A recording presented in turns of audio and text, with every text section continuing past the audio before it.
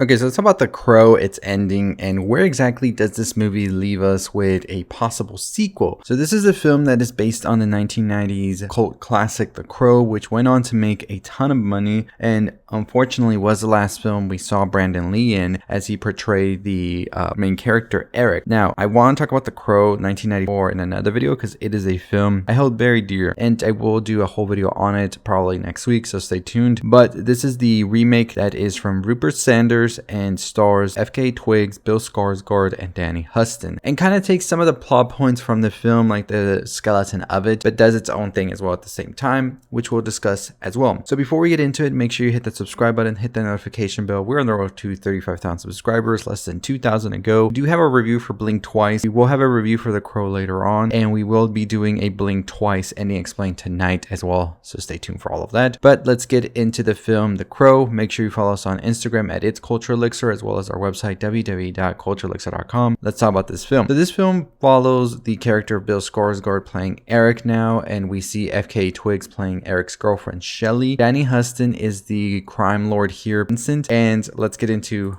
how this film pretty much sets this world. So we see that Eric has a troubled past, childhood and all of that have not been the best, and he's definitely somebody who's dealing with a ton of things. Shelly as well is dealing with her own things. We know that Shelly wants to be a musician as well, and one day we see that Zadie, who is one of Shelly's friends, tells her about some incriminating video that has come to light that includes Vincent, somebody who's a big part of their life, which we'll get into a bit, and Shelly herself. And we see that Zadie tries to escape as well with Shelly, but ultimately gets caught by Vincent. Shelly tries to do her escape, but is actually caught by the police and then sent to a rehab center, where we see is where she meets Eric, who is in there as well. We see as Shelly and Eric start to have a relationship, and their love of music and all of that helps them bond together a bit more, and it really is a lot of love that is shown throughout, which is something that the film did great. Here is the love story between FKA Twigs and Bill Skarsgård as Eric and Shelly was really well done here.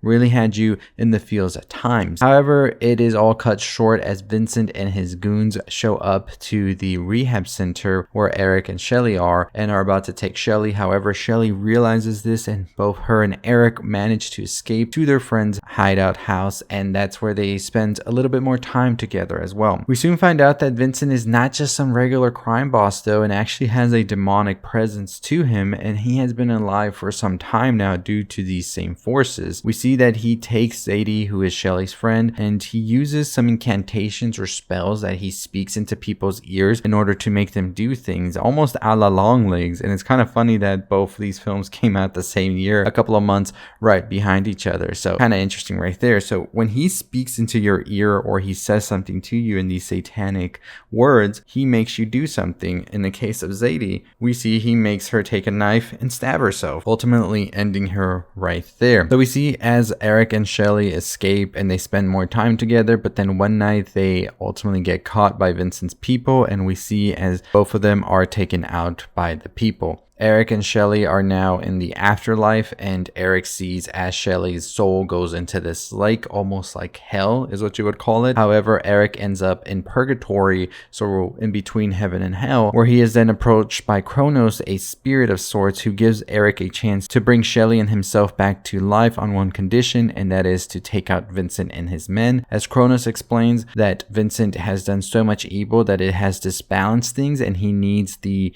evil to be taken down in order to balance back the good.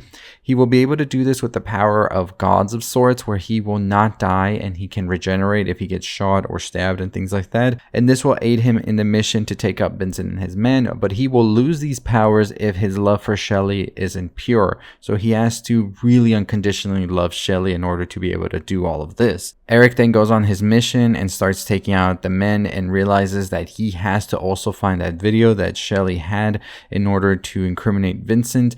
And when he finds this video, he sees that Shelly did something bad as well. But we see in the video that Vincent put her under this spell that he does with the satanic words in order to kill another woman. While this is happening, we see that Vincent then targets Shelly's mother and makes her jump off a window. Eric and his friend are then targeted by Vincent's people, who kill Eric's friend and shoot Eric in the stomach as he dies again. And Eric dies now. He doesn't have the crow powers because his love for Shelly is not pure. After watching the video, he sort of got a little bit, you could say, skittish about everything. And so this is what Kronos explains, that why he can't have the crow's powers and all of that. But Eric then bargains with Kronos and says, I will give you my soul for the powers and go finish the job for you. But please just make sure you bring Shelly's soul back once I'm done. Which Kronos just finds like, whoa, you're going to do all this. Like, you really do have this love for Shelly, right? However, this is the bargain that is then made, and we see as Eric comes back and takes out Vincent's men that had killed him and his friend as well earlier in that same building. He then goes to the opera house to look for Vincent, but Vincent isn't there. But however, he still wreaks havoc on Vincent's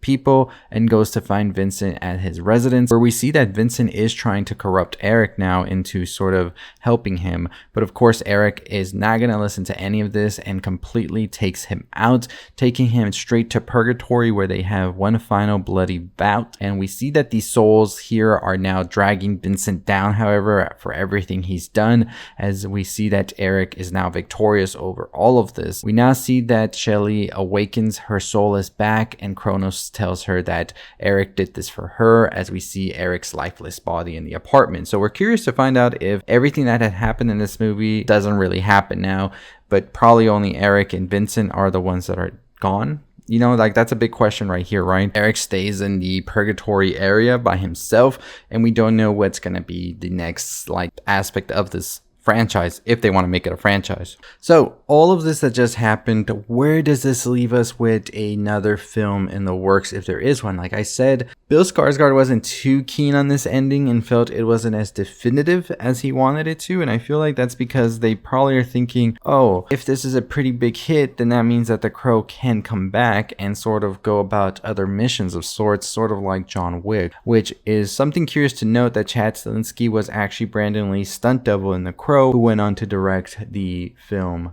John Wick. Interesting to note right there. But I think that this definitely sets up a lot of things. Now that Shelly has gone on to live her life, as we see in the film, as Eric is there just happy he was able to do all of this for Shelly, who he just loved, sacrificed in order for her to be happy, and that's like his ultimate way of showing how much he loves her. Now, do I think we could see Eric come back at some point in the future? I think that that's definitely the possibility that the studio wanted, was to showcase the Crow in different scenarios. There's still the whole thing with who exactly was Vincent trying to appease, because Vincent had to put up souls in order for him to live like longer. So this entity that he was giving these souls to was giving him the power to be able to live more, and that's why Vincent was doing all of these horrible acts, because he just wanted to be immortal. He didn't have the regenerative aspect of it like Eric did, where if he got shot or thrown or killed or all of that, he could come back, as it was evident once Eric killed him, he was dead. So I think we could definitely see a sequel where we could see this entity maybe get pissed at Eric for what he's done and maybe target Shelly in the upcoming movie. But you know, that's us just getting into theories about what the sequel could be, and I don't know, what do you think? Should we get a sequel to The Crow? Let me know in the comments down below.